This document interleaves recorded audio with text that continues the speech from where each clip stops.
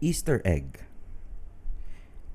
An Easter egg in a game is a hidden feature, message, or image that players can find by performing a specific action. Easter eggs are optional and are not intended to provide any gameplay advantage. Yung mga Easter egg sa laro is yung pwede rin natin sabihin na mga reference sila.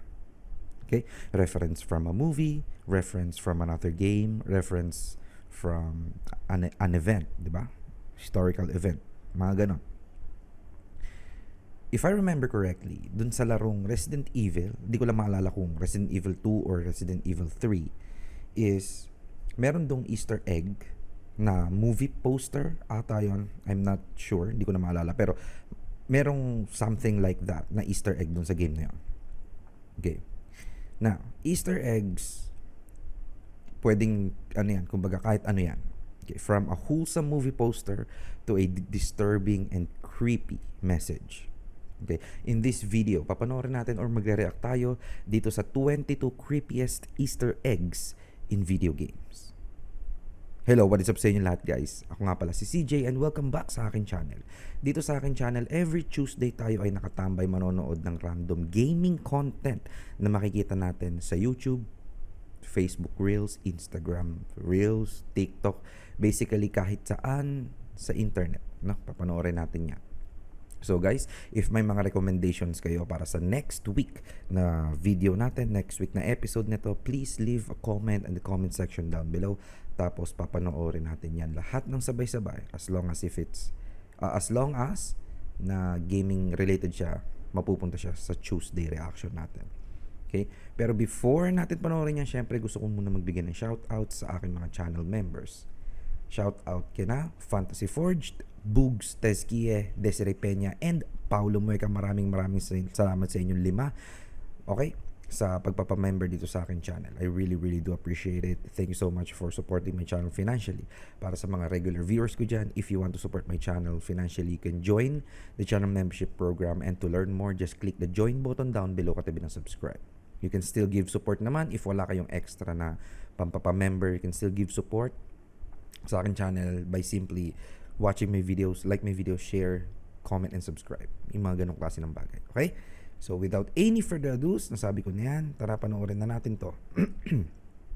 Again, this is the 22 creepiest Easter eggs in video games. Let's go.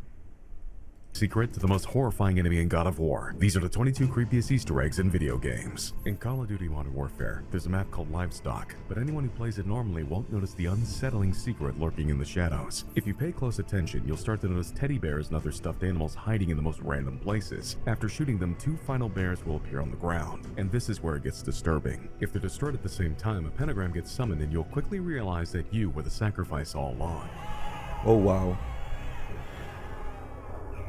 In Death Stranding, you spend most of your time traversing mountains surrounded by enemies, but there's one location that you're always safe, or so we thought. Your private quarters are the best place to get some rest after a long delivery, but after seeing this Easter egg, I might avoid sleeping from now on. There's a small chance that upon waking up, a shadowy figure can be seen in the shower, staring at you while teleporting around. Eventually, she bursts down and jump scares the camera, waking up Sam and revealing that it was a dream all along. While playing Please Don't Touch Anything, the goal is obviously to, well, not touch anything. And even though it's meant to be a lighthearted experience, there is one Easter egg that is absolutely terrifying. If you spam the red button, it'll open various drawers until you unlock the hammer. With this, you can smash the clock on the wall, and anyone who turns the hands to 666 will find themselves regretting it instantly.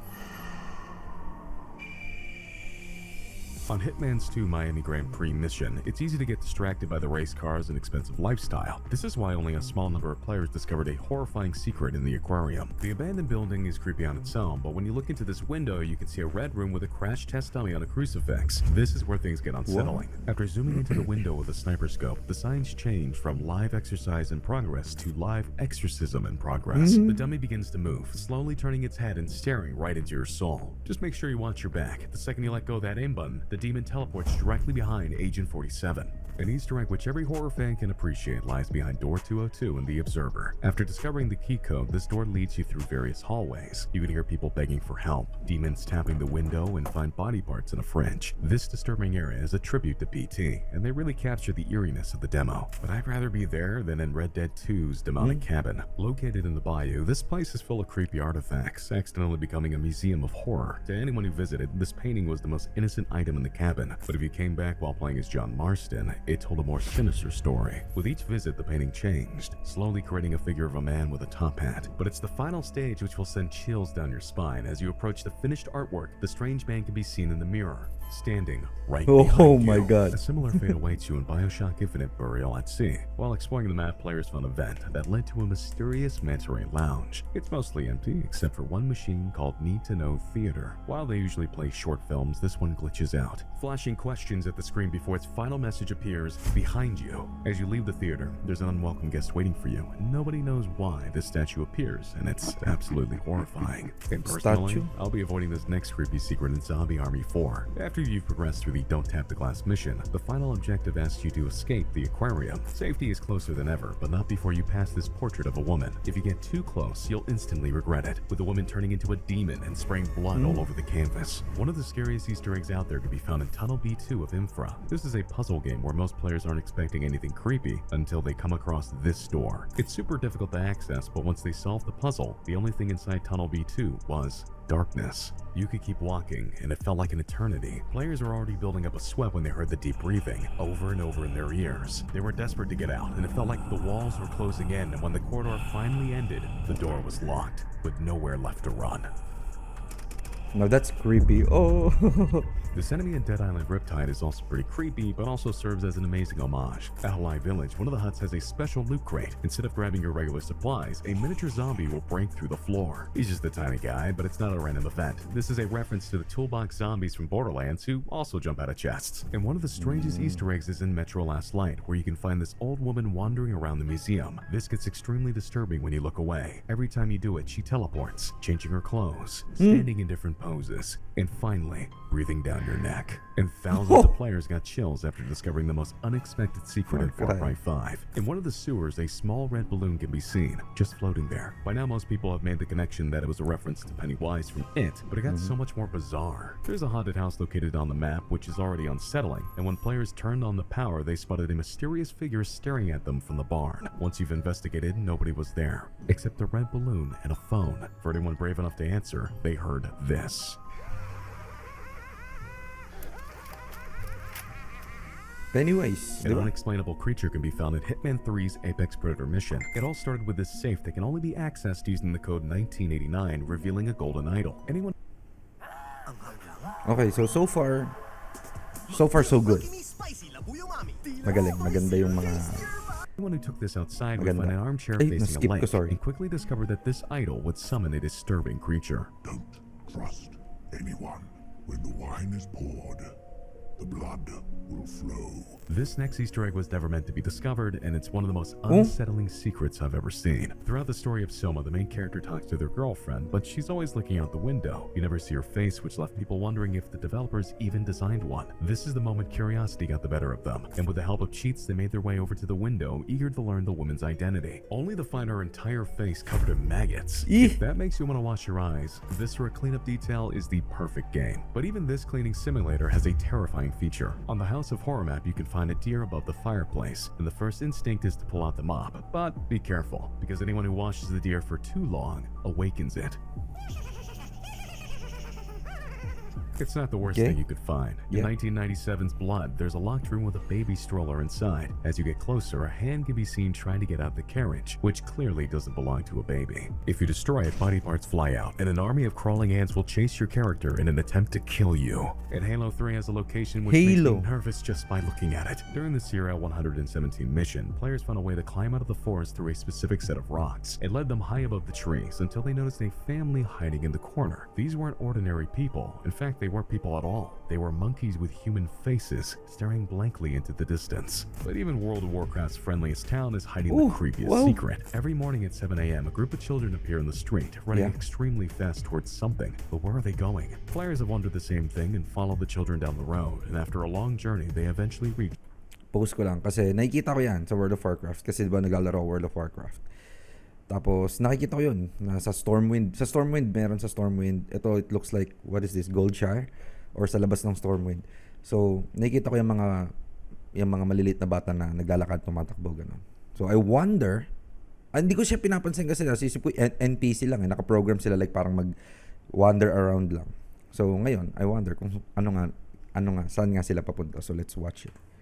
Players have wondered the same thing and followed the children down the road, and after a long journey, they eventually reach this house. Upstairs, the children gather in a circle and were staring at the wall as a deep voice said, Your friends will abandon you.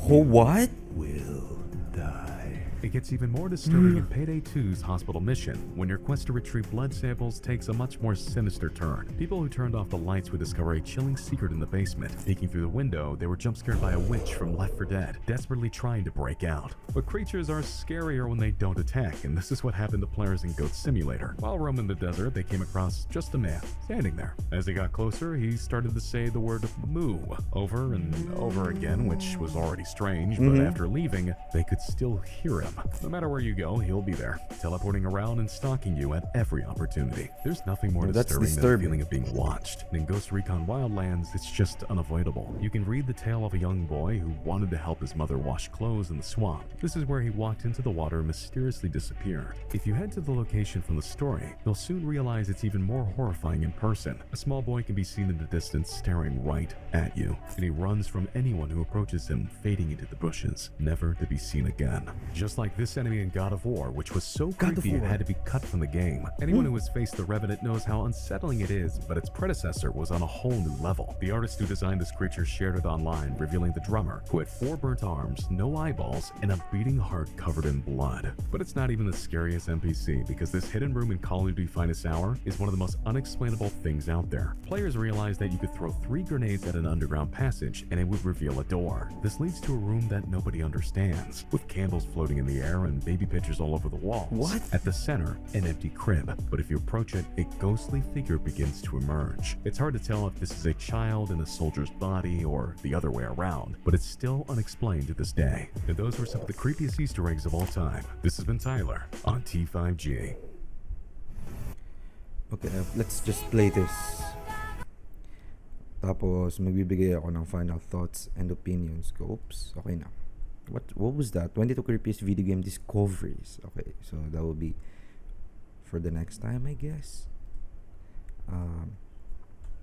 Okay, so isa sa mga gusto kong sabihin dito is kung gaano kagaling yung mga tao, yung mga players na nakaka-discover ng mga Easter eggs na to. Kasi katulad nga ng sinabi dun sa isang Easter egg kanina na kumbaga parang it was never meant to be found. Diba? And also, katulad sa description na binasa natin kanina, Easter eggs, wala silang tulong na may ibibigay sa'yo in terms of progression sa game. So, there's no point na para maghanap ka ng Easter egg unless kung talagang like yun yung isa sa mga goal mo sa game. So, sobrang galing ng mga players na nakakakita ng mga Easter eggs na to kasi hindi mo sila basta-basta ma-achieve or makikita, di ba? Katulad nung sa Call of Duty kanina, kailangan mo maghagis ng 3 granada, tapos yung sa ulo ng deer kanina, kailangan mo siyang like parang yung linisan ng linisan. So, kumbaga meron pa ring condition para ma-unlock mo yung mga quote-unquote Easter eggs dun sa game. Okay? Tapos, isa sa mga napansin ko, the more na matanda or parang na-feel ko, no, yung naramdaman ko, the more na matanda yung game, like 90s yung mga ganun, is the more parang kumbaga parang disturbing yung Easter egg nun. Kasi kumbaga it's either gawa lang talaga ng creative imagination ng game developer, game designer, whatever, or totoo talaga siyang reference sa like parang kumbaga parang hango siya sa real life event, ganon. Kasi yung mga lumang games dati hindi naman uso yung di ba? I mean, I don't know. No, I don't know. Clearly hindi naman ako nakakapaglaro ng mga games dati like yung mga 1970 something. 'Di ba? So, ang dating sa akin noon is mas creepy sila kasi Kasi ngayon, 'di ba, napakarami mo nang pwedeng gawing pagkuhanan ng reference, no? Napakarami ng pwedeng pagkuhanan ng mga idea. Dati kasi it's either totoong nangyari or syempre gawa lang din ng creative imagination. Yeah. I mean, ganun din naman siguro ngayon. Nagigets nyo ba? Basta yun lang yung feel ko na parang mas malakas yung effect ng mga creepy Easter eggs sa mga games noon, okay, compared sa ngayon. And also, siguro like about 90% sa mga nabanggit dito na games, hindi ko alam and I haven't tried. No? Hindi ko nga, ngayon ko nga lang nalaman, ngayon ko lang narinig. Yung iba, I heard of, no, and I know of, pero hindi ko sila like personally nalaro. Okay? Yung Halo, hindi ko nalaro pero alam ko yon. Call of Duty, of course. 'Di ba? Alam ko yon. Yung Ghost Recon, Tom Clancy. If Tom Clancy yung Ghost Recon, alam ko yon. Pero familiar kasi, 'di ba? So anyway, that's the 22 creepiest video game discoveries by T5G. Okay? So that is it for the video. Like this video if nagustuhan nyo. Let me know guys sa comment section down below your thoughts and opinion about this video. Diba? Kayo ba personally nakakita na ba kayo ng Easter egg sa game? Ako personally hindi pa ako nakakita ng, kumbaga yung ako talaga mismo nag-explore.